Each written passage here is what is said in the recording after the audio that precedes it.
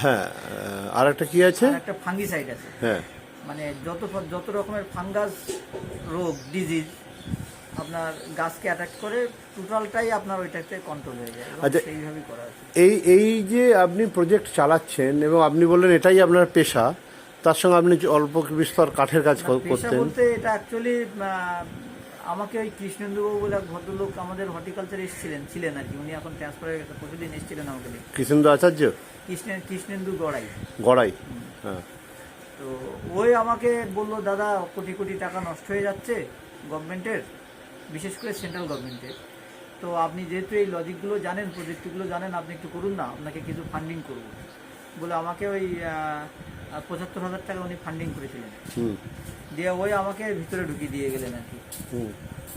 এই দাদা এই যে পেছন দিকে দিয়ে এখন আমি মানে সরতেও পারছি না, যেহেতু অনেকগুলো টাকা ইনভেস্ট করা হয়ে গেছে। আর সেই রকম হচ্ছে সেই কি বলে, এর যা পরিকাঠামোর জন্য যে আর্থিক ফান্ডিংয়ের দরকার, সেই ফান্ডিংও আমার কাছে নেই, যার ফলে এই মাঝপথে মার খেতে হচ্ছে। আচ্ছা, কারণ এর ২-১০ লাখ টাকার প্রজেক্ট নয়, এর প্রচুর পরিমাণে ফান্ডিং লাগে। আচ্ছা।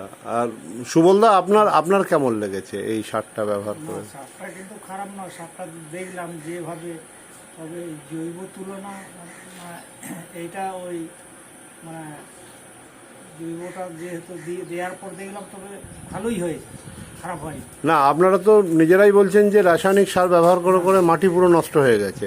তাহলে রাসায়নিক সার ব্যবহার করে করে মাটি যদি পুরো নষ্ট হয়ে যায়, তাহলে আপনারা রাসায়নিক সারটা ব্যবহার করছেন কেন? এবার মেন হচ্ছে আরো বহু চাষি যে খেপিয়ে দেয়, এতে হয় নাকি, একটু রাসায়নিক না দিলে হবে না, বলছে রাসায়নিক সারা ভারতবর্ষে সারা পৃথিবী চলছে। আরো বাকি চাষি যারা রয়েছে এইভাবেই তো মানে মাথাটাকে গন্ডগোল করে দেয়।